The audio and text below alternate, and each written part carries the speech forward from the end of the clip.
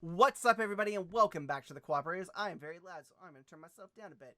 Welcome to the Cooperators Viewers Couch, and we are doing a very special three-part series.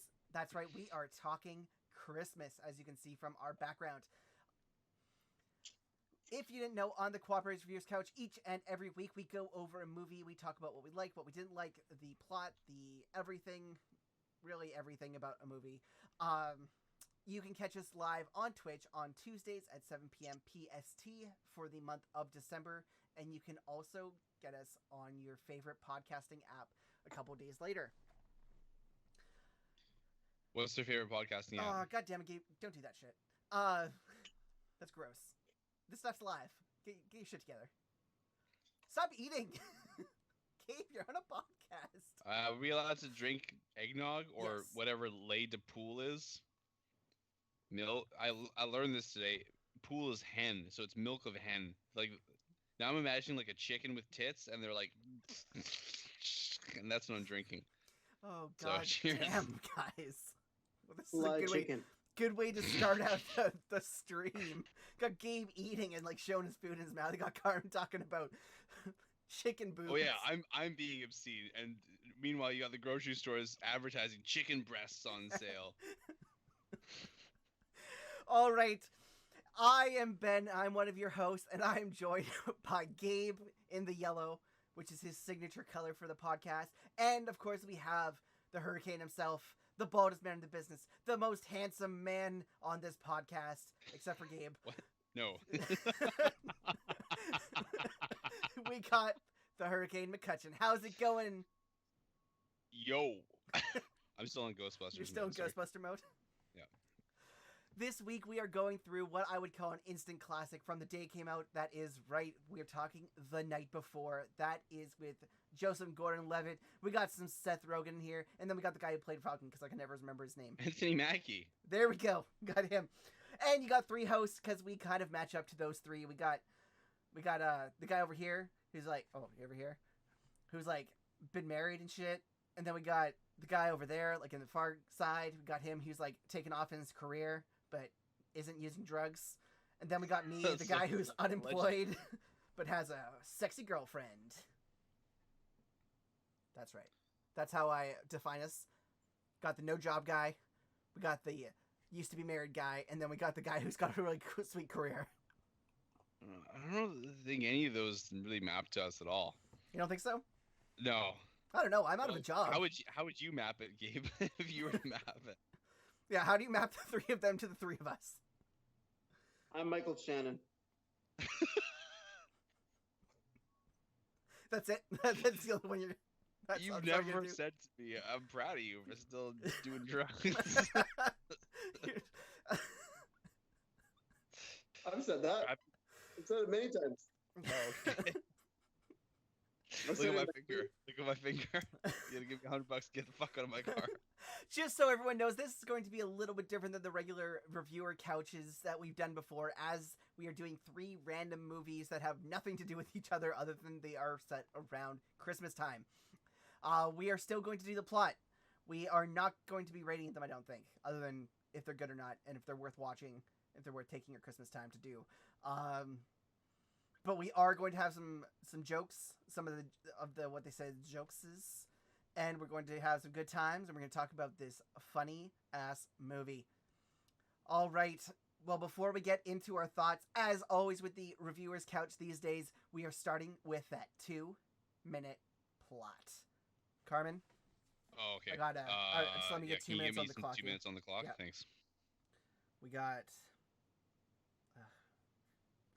Everything's different on this phone. All right, timer. 2 minutes. Not 5 minutes. 2 minutes. That's 2 hours. All right, 2 hour plus summary. Oh my god! It's like the movie's not even that long. We got to make some Just shit like up. just go through the movie really slowly. Really slowly. Yeah. Okay. All right, we got 2 minutes on the clock. I'm gonna catch you down Okay. here. 3, 2, 1. Plot. Okay, we open on Tracy Jordan, Morgan, narrating about Ethan, a man named Ethan, who's a young man around like 19 or 20 years old, and his parents tragically die close to Christmas time. Shortly after that, on Christmas Eve, his friends Isaac and Chris, played by Seth Rogen and Anthony Mackie, respectively, they come over to his place and they say, "Oh, do you want to like hang out and stuff?" So they end up going out drinking, and it becomes a tradition every year because this guy's now an orphan. So then they all party like crazy and stuff. They find out about this like other party that's going on called the Nutcracker Ball that they really want to go to, but they never managed to. Anyway, years later, Seth Rogen's character is like started a family. Anthony Mackie's character is doing really well in football in his football career, and Joseph Gordon-Levitt isn't really doing too much with his life. Recently broke up with a girlfriend and kind of working odd jobs or whatever.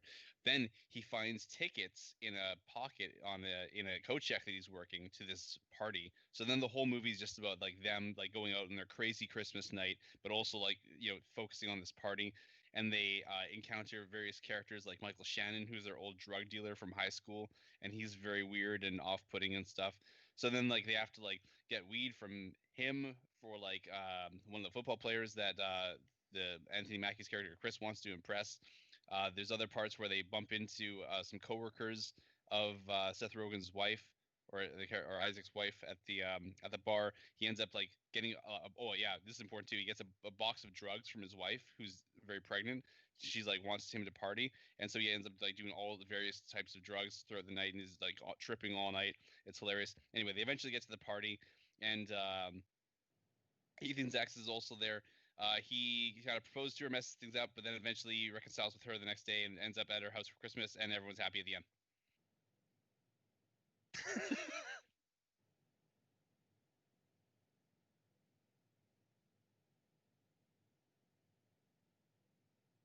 Yeah, the middle is just like shenanigans. It's not really important to the plot.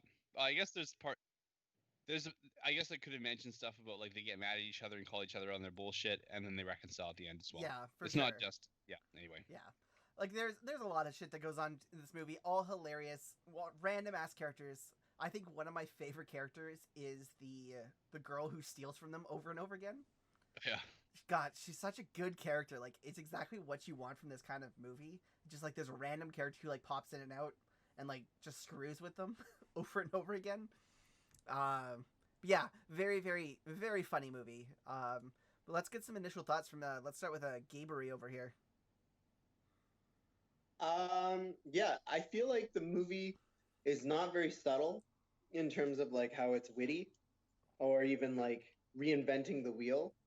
But at the heart of the film is just like a film about friends trying to get into an exclusive Christmas party, and you kind of join them for the ride. You have a really good time with that because it's like their last hurrah. And I feel like, is it like an ultimately endearing film like some of the other films that Goldberg and I forget what his partner's name. There's Goldberg and the producing team. Goldberg, Rogen, and I always forget the other one. I don't know those guys. Yeah, I don't know them either. They've got Jonathan Levine's the director. Evan Goldberg. I guess it is just Seth Rogen.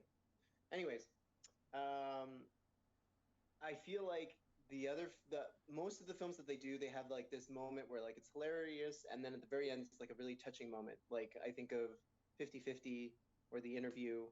I don't think this film's better than those ones, but I also think if you're just looking for something that's just like not too deep, just kind of like we're just gonna go in for the gags, it's pretty good. It's not to say that it doesn't try. Like I think Carmen brought it up really good in the recap. Like each of the main characters is dealing with a critical issue in their life right now at this point. Yeah, and I think things come to a head because it's their last hurrah. Mm-hmm. But is it? Yes. At the end of the film, we realize it's not at all. Well, kind of. They're gonna do it again. So I thought it was kind of their last hurrah. Which I think. Yeah, maybe that would have been more of like the pivotal moment if they realized, oh shit, this is our last Christmas together, period. But I don't know. Well, they don't go and do the crazy party thing next year. Yeah, like they just have like normal Christmas stuff. I guess that's what I'm saying though. That would have made the film more impactful. Is like that's the stakes that are risen. Is like this is their last Christmas together, period. Because they are moving on with their lives. They're not going to be together anymore. Yeah. I think it could have been a very interesting one. But yeah, it's funny. It's got good moments. Michael Shannon's character is really cool. Yeah, it's an interesting movie. And I think scene stealing moment is Seth Rogen receiving unsolicited dick pics. Yes, that is a Like when very he's good having the point. inner dialogue on the phone at Yep. Chris's house, or what? Yep.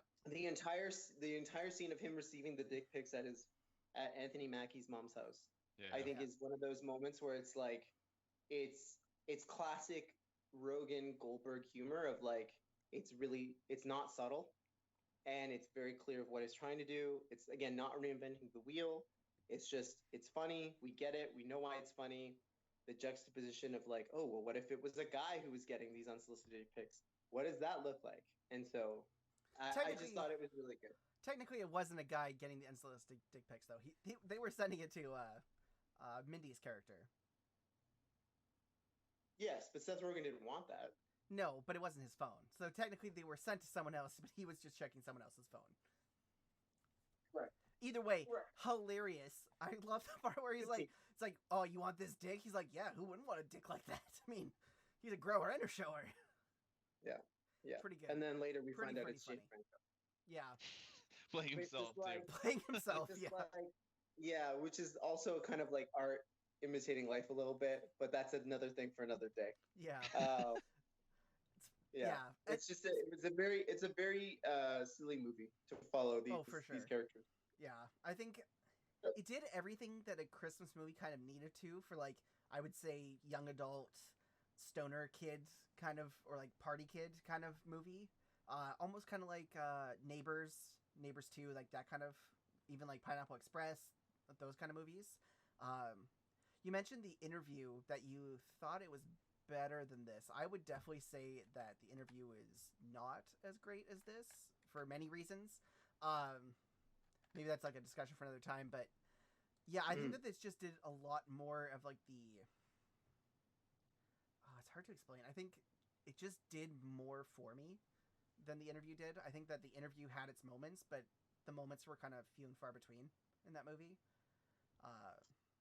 There's also a reason why it went straight to video instead of going through like the theaters for any very big portion of time. But yeah, I think overall, like, this is just such a good, like, friend movie. Like, it's exactly what you think, right? As you're growing older, you're growing apart. Maybe your traditions start to die out as, like, a friend group. But you always have that one friend who kind of just wants to keep it hyped up no matter what. Obviously, in our group, that's Carmine. No matter what. Got to keep that party going. But yeah, it's interesting to see, like, them as adults, right? Because usually when you see, like, Seth Rogen, he is, like, not the adult character. He's kind of that childish character, but in this one, he is, like, the responsible one, or he's trying to be, until his wife gives him a bunch of drugs in the worst quantities ever. But yeah, no, it's such an entertaining ride. I love watching this every Christmas.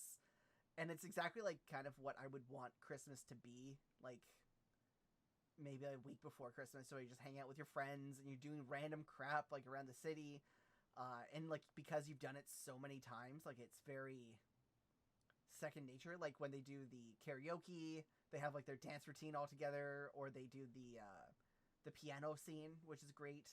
Like those are the kind of things that, like, growing up, if you grew up like in this kind of environment with like friends that were that close and stuff, like that's exactly the kind of stuff you'd have together, right?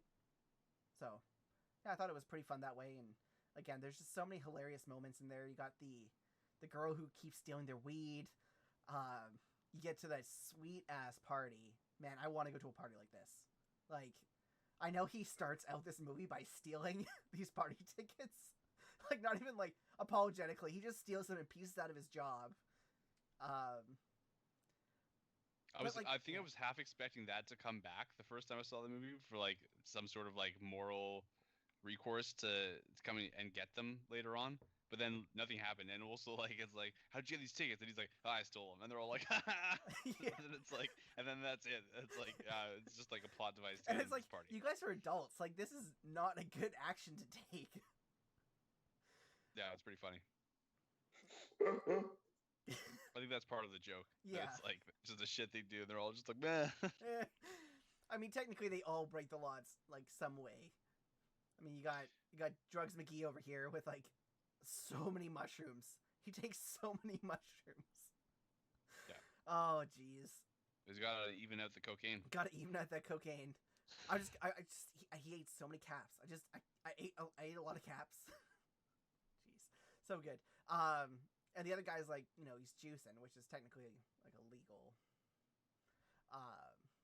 But yeah, so I think it's interesting to see like the sub dynamics too, right? Like you see him trying to like figure out if he wants to be a father, and like him having that like moral dilemma that's coming out of all this.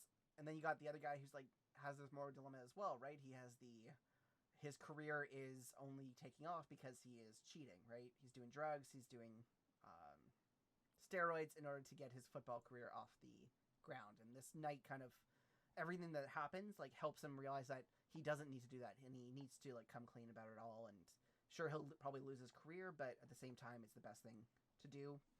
So you still have like kind of those moral like switches in some people, and you can see that Seth Rogen's character was keeping it together, trying to be a father, but at the same time he's freaking the hell out, which I think is interesting to see. Like usually that's not really shown as much. Usually like when parents are going into parenthood in movies and TV shows, like they are pretty prepared and they're happy about it, and he seems all happy at the beginning, and then he freaks the hell out and talking about it's just the freak out Like video he does. What shows would you reference to say that like parents are usually prepared for it?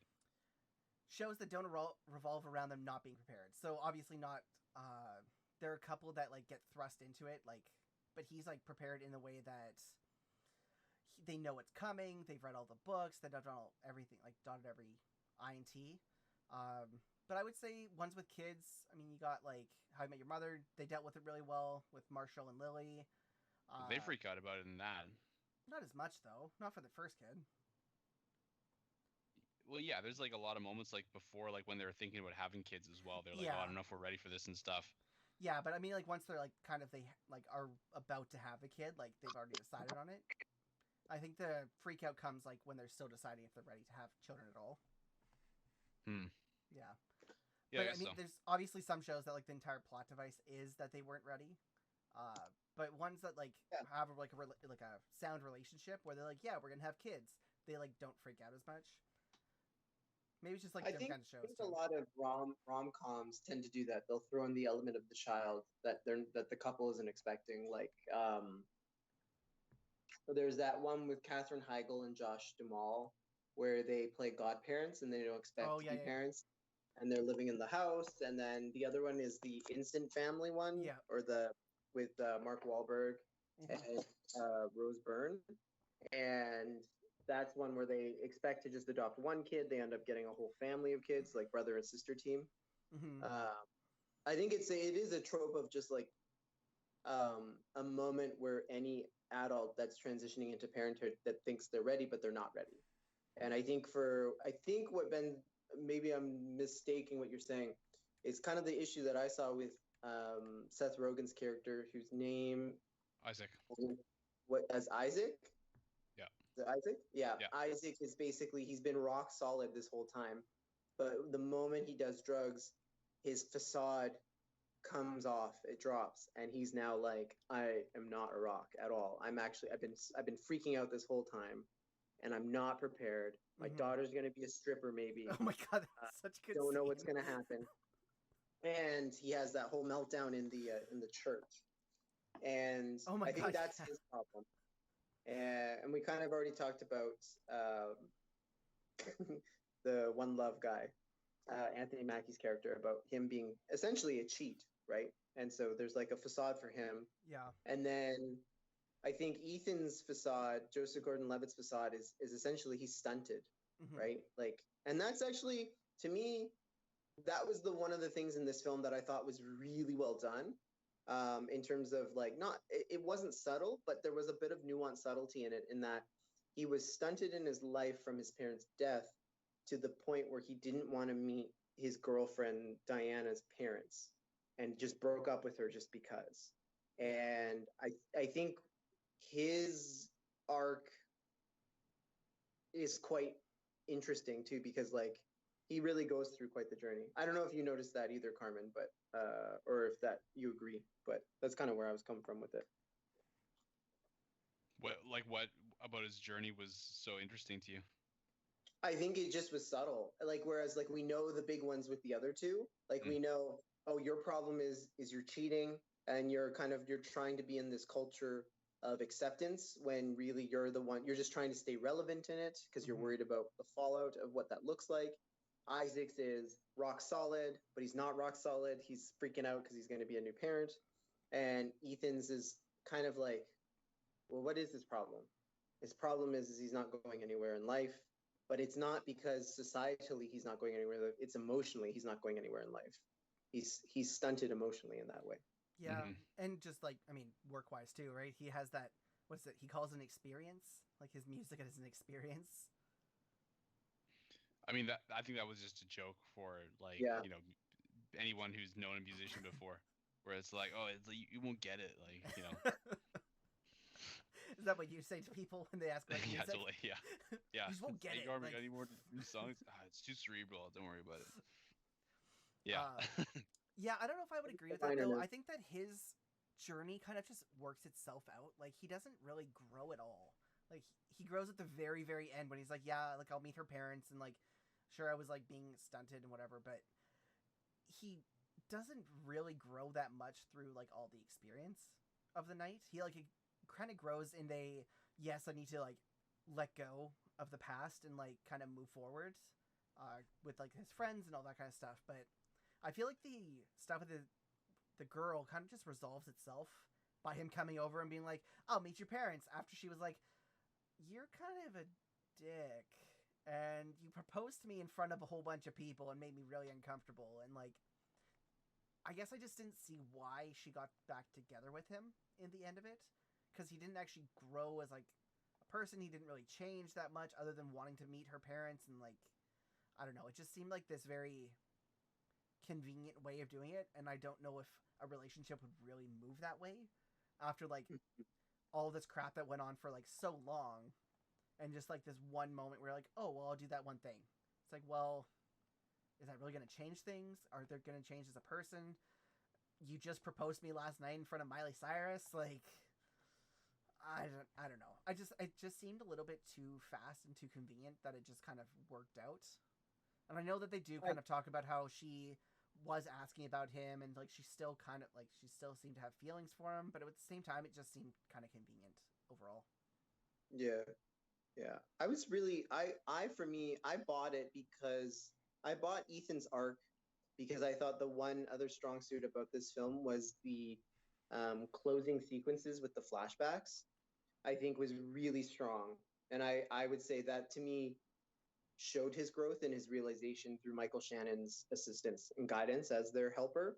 I think those flashbacks solidified the growth for Ethan and the other two. I think the other two are easier to kind of have that emotional closure, whereas with Ethan, it is difficult because, like you said, Ben, he really doesn't change that much. Like we don't know what he's going to do with his life in the next step.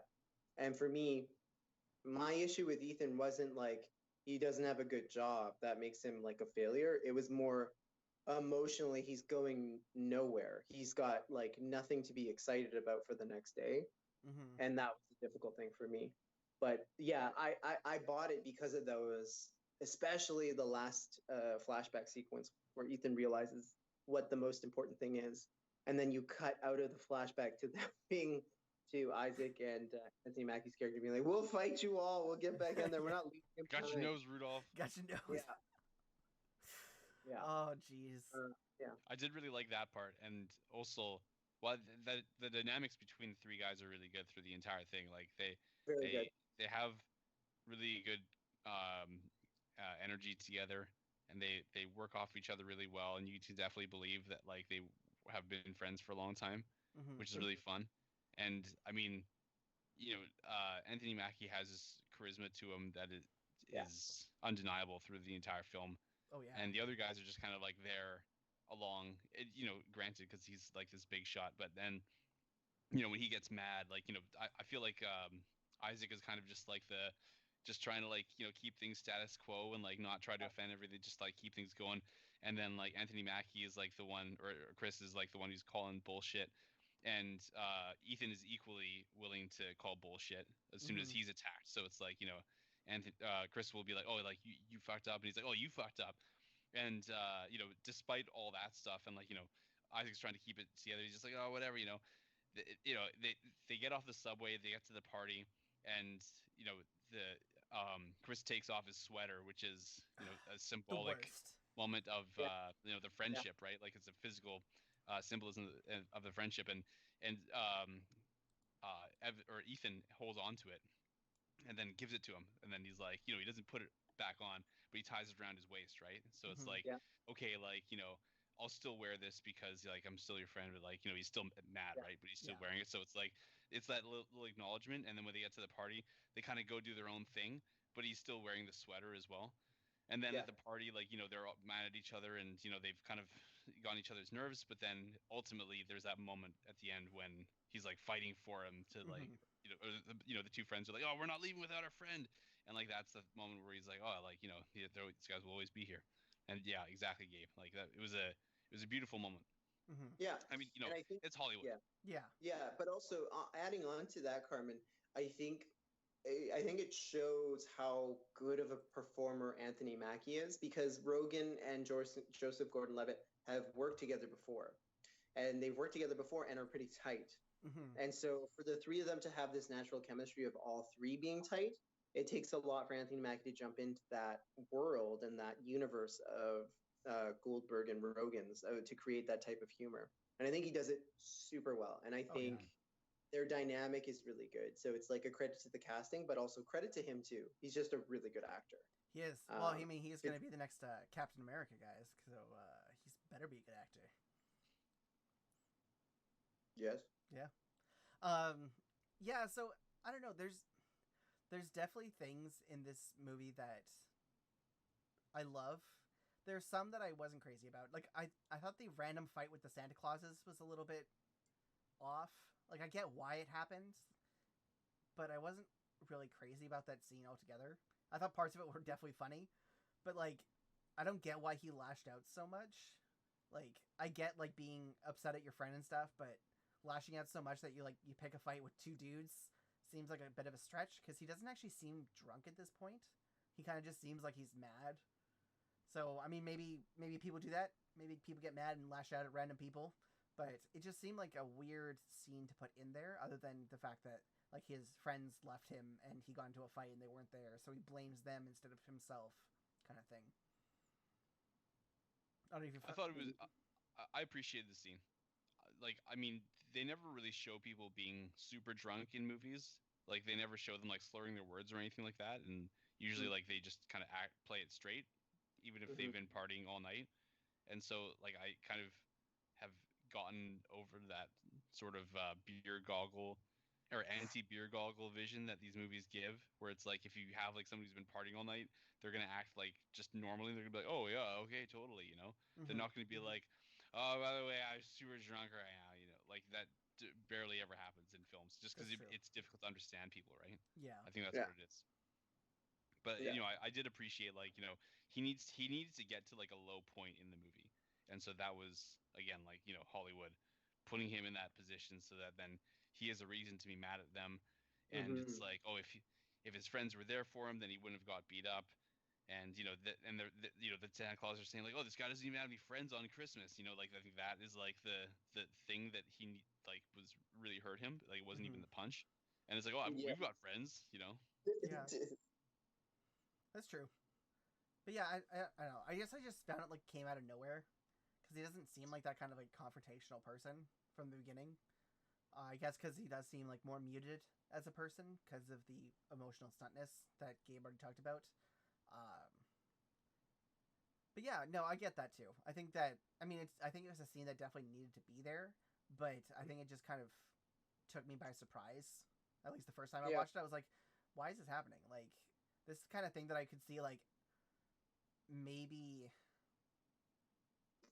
No, I don't really see any of them getting into a fight, but I except for when, oh my god, the second fight that happens in the movie I found was hilarious when he, oh my god, when he stabbed, the football player that they called the Messiah in the hand. Oh yeah. And they're just like, they're doing it again. I was just like, oh jeez, oh, that's some low hanging fruit right there. Like, for comedy wise, that's some low hanging fruit, but it was hilarious. I thought it was actually pretty smart. I mean, like, you know, they go through the movie calling him the Messiah and all that, and like they're cracking jokes about it, and then it's like there's a scene earlier at the church when it's like, oh yeah, and he's like really paranoid. He's like, oh, like the Jews didn't crucify Jesus, you know, and then like, you know, that's kind of it. I think a lot of this stuff is just like you think it's like a one-off, and it's like, oh yeah, that's just a thing, and then like calling the guy the Messiah, and like, you know, Michael Shannon being like, oh, that's blasphemous, you know, Yeah. like that's a one-off, and then like it actually happens like that, and it's like two jokes combined into one. It was great. Yeah. Yeah. Also, can we talk about how he turned out to be an angel at the end? Yeah. Like, that was random as hell. Like, All makes sense. I was into it. don't get me wrong, I was totally into it, but I was like, wait a minute, this movie seems very, like, together for the most of it, and then you put that in at the very end? Like, that's super random. I thought it was great. Yeah. Also, why did it take him That's so fun. long to get his wings if he, like, knew these people since they were, like, teenagers? Like, is he that bad of an angel that it took him, like, you know, probably, like, upwards of 20 years to get his wings? It's not something you're supposed to read into too heavily. It's just a funny, dumb thing that happens. But we're in Like, a podcast yeah, where we're supposed to read into that shit. But I feel like that's just it, right? Like this film is so loosely adapted into It's a Wonderful Life Mm-hmm. in a way, or even like A Christmas Carol, that it kind of embodies that Christmas spirit of once family is highlighted and they have ascended to another level of evolution. In some ways, we would say like heavenly. He gets his wings, so you know there's a little bit of angel magic happening here. I was just gonna say something that I found really interesting is that if you go into it, you could see that like a lot of the funny edits that are in this film later on play out in other films that you would like as well, like Thor Ragnarok, Neighbors 2, and though I wouldn't say is like a great film, Men in Black International has its moments. And that's because wasn't a it's bad all movie. done by the same editor. It's about as So- good as the third one. Yeah, so it's just really interesting. But at the end of the day, I feel like, yeah, not subtle of a film.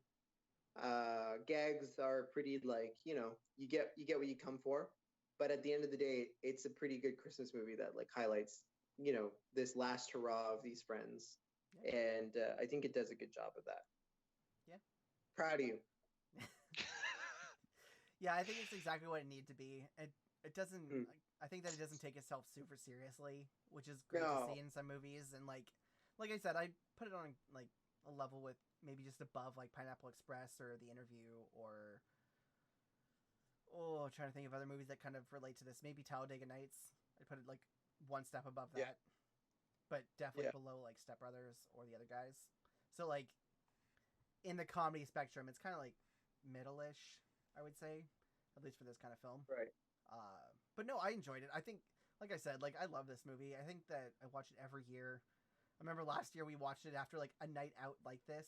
Maybe not with all the drugs and the angels, but like a big night out like the three of us. So yeah, I don't know. I just think it's such. It was going going to to be tradition.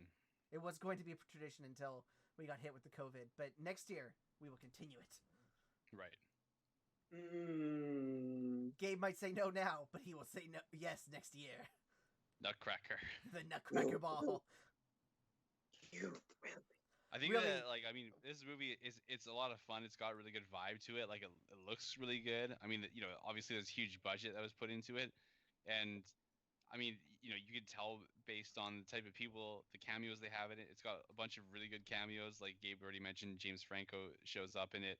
I mean, like Mindy Kaling is in it. She's really good. Jillian Bell is Seth Rogen's wife, is super funny as well. And then you've And- also got like yeah. Miley Cyrus, of course. Lizzie Which is Kaplan huge. too. And the two Oh yeah, Santas. Liz Cal- yeah, hilarious. Yeah. Yeah. I can't So, I remember mean, their like- actor names, but the two Santas were hilarious, and they're in like Oh yeah, a ton of Jason different Mantzoukas and the other guy whose name escapes me. He is Jason. Jason. I should have it here. Isn't he married to Jones. Jason Jones? He's married to Yeah. Samantha Bee. Okay, cool. Um, Yeah, and also, and my personal favorite, Tracy Morgan. Yeah. As Santa at the end. Like, oh man, so good. Like him as the narrator at the beginning was already funny, and then at the end he shows up as Santa. I loved it. Yeah. Yeah. Just, Also, like, so much fun. The elf face. Know what the only thing I could think of when he was doing the elf face? Triangle face. Triangle face. That's the only thing I thought of. Triangle face. I was like, oh, if that's what they were going for, that was a great call to another movie. Like, that was just so perfect, but it was still creepy. Never do triangle face. It scares me. Yeah. Yeah. Oh, in Randall Park. Yeah. While we're putting names out there as hilarious people. Yep. So the budget actually, yeah. I'm surprised. It had like a between a $25 and $33 million budget. It didn't do great at the box office though. They had to do that big party and stuff. It was pretty panned. I was looking at the reviews of it on Friday, and it just got destroyed. Like, it wasn't horrible, but it wasn't like, for example, 50-50 was rated better, and the one that we always quote sometimes, occasionally, Danny McBride's in it. This is the End. Did better too. Yeah. Critically, I don't know box office wise if it did better, but critically, those two films did monumentally better. Which is weird because I would definitely say this is better than This Is the End. I found that movie, again, very lackluster in a lot of ways. Maybe it just wasn't made for me, but I love parts of it. But for the most part, I was like, all right, well, this is a movie. This is a thing that's happening. But I think the thing about the Rogen Goldberg universe that works well in their formula for films that I appreciate, and I think generationally, I guess I could say for me, because I watch a lot of movies, is how well they incorporate homages and satire to previous films. Like we talked about, right? Like This Is a Wonderful Life, Christmas Carol, but even Big, the movie Big, like the opening sequence with the piano is like an homage to the movie Big. And then they twist it because then they do Kanye's Runaway song. I'm trying to think what other movie homages are in this film. You could maybe reference the Grinch as well, since Chris talks to the woman as the Grinch, and I think she's actually, her character name is Miss Grinch. Oh, really? Yeah, Rebecca Grinch is what her character name is credited as. Like, I know that, she does call herself a Grinch. She such a good character in this. So random, but so good. With the box office, so in the first weekend it grossed $9.9 million, which is below expectations, but it was behind. It had to contend with Mockingjay Part 2, Spectre, and the Peanuts movie. So that's a pretty hard lineup to go against as well for this kind of movie. Also, I did not know this. Mockingjay in its first weekend made $102 million. And for such a crappy movie, I don't know how it made that much money. Hot people killing each other. But the last one doesn't have hot people killing each other. It has, like, weird stuff where her, like, sister gets murdered and stuff. Like, it's not a good movie. It's not a good book. But that's for a different characters. It's for a different podcast. Maybe one day I'll talk about those books, and we'll talk about those movies one day. So Carmine can just talk about hot people killing each other. Also, why are they hot? Because they're kids. No, they're 20-year-olds or 27-year-olds. They're 20-something playing children, like in every high school movie. Except I don't think they're supposed to be children in the book either. Like they're like late teenagers. Why? I mean, I don't know what you classify as children. 18, 19. I think that's dangerous. Being like, oh, they're not children; they're teenagers. they're 18, 19. Carmen. No, I'm pretty sure they're supposed to be like high school kids. Oh, really? Oh, jeez. Okay, I'll be honest. I have not read those books since like the first one came out, and I was like, "This is a great ending to a book series." And then I got told that there's 2 more books, and I was like, "Oh, way to ruin a perfect ending." I can't remember how old they're supposed to be, but I do know that they do die. Some of them die. Some of them don't die. Yeah, I know her sister dies, and her sister's like 10, which is kind of sad. Spoilers. Okay, it's been out for how many years? Get over yourself. The statute of limitation on spoilers is gone. Yeah, all right, fair enough. But yeah, so I think that it definitely was overlooked, and based on like the ratings, it had like an average of a 6 on Rotten Tomato from both viewership as well as like actual raters, which I think is kind of. I don't think that's really fair. I think that I would definitely put this as like a 7.5 range. I don't know if I would go as high as 8, but I still think it's a pretty good movie. Listen, it's no Hubie Halloween. That's true. It's a lot better. Okay, well, I'll stick to the topic of this podcast. I think that this movie isn't like phenomenal or anything like that. Like it doesn't break new ground or whatever, but it's super fun, and I would definitely rewatch it. Mm-hmm. And I can't say I think that I'd probably like rate some movies like higher in terms of like the quality and all that, but I wouldn't necessarily rewatch it all the time. Whereas Night Before, I feel like I could watch it every year with you guys, and it would still be fun each time. Yeah, that's true. I would watch both of them. You'd watch Hubie Halloween every year? The other one? I would watch Hubie Halloween every year. Okay. Bring something to the table each year. Nope. I think I'm good with the one watch because it got rid of like all the suspense at the end is gone now. Maybe if they did a supercut with just Kevin James. with that sick hair. Oh, you might as well just watch any other Kevin James movie. No, no, thank you. No offense to Gabe and James. I haven't seen any of his other movies. You didn't like The Zookeeper? The Zookeeper? I didn't see it. What's the other one with Adam Sandler? The one where like they're firemen and they get married so he can keep his benefits. And now pronounce you Chuck and Dale or Chuck and Larry. There you go. That one wasn't too bad. That's another good one with Kevin James and Adam Sandler in the same movie. That movie, it's got a lot of issues. Yeah, I didn't get how Adam Sandler got so many women, but you know. That's for another time. So we're gonna do that as another one-off, guys. Or we're just gonna do Kevin James movies. We'll do that. We'll do Paul Blart Mall Cop, and I've seen that one. What's that fighting? Here Comes the Boom. That's the only one. I actually saw that one on the plane. Wait, was he in Grown Ups? Yeah, and Grown Ups too. Oh dang! So that's another. We should just do Kevin James plus Adam Sandler movies. I'd say we just do the whole Adam Sandler universe. Oh God, no, no. Maybe. Big Daddy. We'll see. I think there's other series that we probably want to do before that, but maybe if we decide we want to do like just a weird ass nothing kind of series, that we could do that. But maybe we should get back to the movie at hand. I think I kind of said everything I want to about this movie. I would definitely suggest people watch it because we aren't doing ratings. I would just say this is definitely a watch from me. I'm assuming from the other guys too.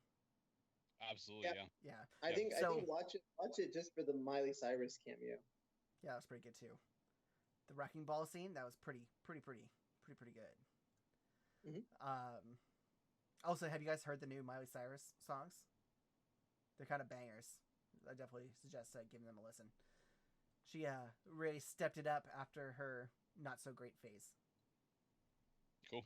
But yeah, so I think that will do it for us today. Because, like I said, we aren't going to be doing ratings. There's no villains or anything like to talk about since we're doing random ones.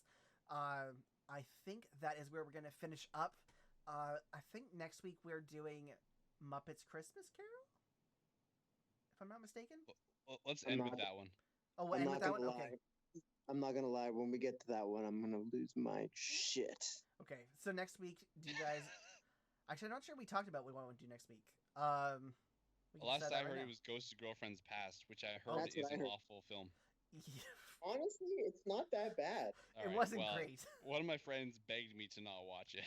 Begged you to not watch it? Yeah. I feel like we got to give Emma Stone's character is quite interesting. Actually, yeah, that's true. Emma Stone's character. I mean, I said I'll watch it, so I haven't watched it since it like first came out on video. So it's been a while. Michael Douglas, great job. Okay. Great job. Yeah, I'm okay with that one. The other one would have been like the animated Grinch movie that just went on Netflix. Muppets. Give me those fucking Well, Muppets. we're gonna get some Muppets. I'm pretty sure that's on Disney Plus too. I think I'm not sure about Ghost Girlfriend's Past. If I need to, I can send that over to you, Carmen. Hold on. Let's find this out right now. All right. While Gabe checks on that, I will do our ending stuff. So, if you didn't know, we are the Cooperators Reviewers Couch. We are doing a special series of Christmas movies, starting with this one, going on to Ghost of Girlfriend's Past, and then lastly, we will be doing Muppets Christmas Carol. What a great series! Okay. Oh, Gabe? It's on Prime. Okay, that's fine. I'm pretty sure everyone has Prime, right? Yeah. Yeah. Well, if you guys have Prime, why aren't you subscribed to the Cooperators? I gotta resubscribe. I thought it was like December 10th that I had to re-up. Oh, really? Okay. Well. Oh! Oh, sorry. I just got owned. But somebody who's to my right has not. I mean, this way.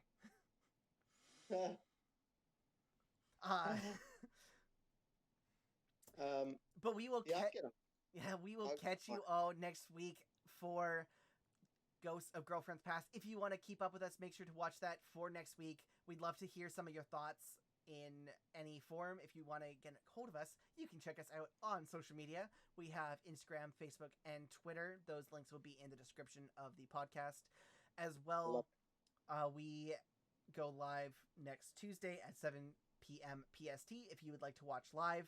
We do keep subscriber chat on, so if you want to be heard during the episode, make sure to click that subscribe button on Twitch. If you want to contact us, you can get to us on email at thecooperatorsentertainment@gmail.com. And I think that's everything from our end, if I'm not mistaken, guys. Am I missing anything? Oh, what is happening over there, Gabe? Gabe's phone just fell over. Oh. No, I mean, like, please give us a review. Sponsor us. Yep. Send Ben comments about his wonderful Christmas sweater. And send Ben some eggnog as well. Yes, because, I don't know if I said this on stream. I went to a grocery store. They had zero eggnog anywhere. I was mad because I couldn't get to another grocery store in time to get to the podcast on time. So I didn't have eggnog for this Christmas episode. So I had to drink a White Claw instead, and it was not as good. No hen milk for you. No hen milk for me next time. Next time I will be having my rum and eggnog ready to go. And I expect you guys to do the same. Oh, yeah. I'll try. Jeez. Gabe. Did you just press play? We met someone Walker guy. Hello. What are you saying? I got ghosts coming. All right, and before we get hit with some kind of ban, I am going to end the recording. Thank you all for watching, and thank you all for listening later. Question? What? Oh yeah. No question? Oh yeah. Question of the day, Gabe. Oh, I have my question. Yeah, it's right here. All right. So if no values match the condition, returns you. Oh no, wait, shit! I'm reading something else. Ask me that in private later. Yeah. My bad. My bad. My question is, y'all, can I get some of what Michael Shannon is selling? This is the weed of Christmas past. The weedy Christmas present. Right here. That's where you are. The present. Wait, doesn't he like go backwards? Doesn't he start with like the Ghost Christmas future, then go to present, then go to past? Look at my finger. You need to give me $100 right now and get the fuck out of my car. But for real though, he goes like backwards, right? Like it goes, or it goes to go present, then past, then or future, then past. I think it goes present, future, past, right? What the heck? Why didn't they just go in order? All I know Past, is I'm watching present, Ghost future. of Girlfriend Past tonight. And Just next putting week we it- will be going through Ghost of Girlfriend Past. Thank you for watching. Thank you for listening. We will see you next time. Bye. And milk.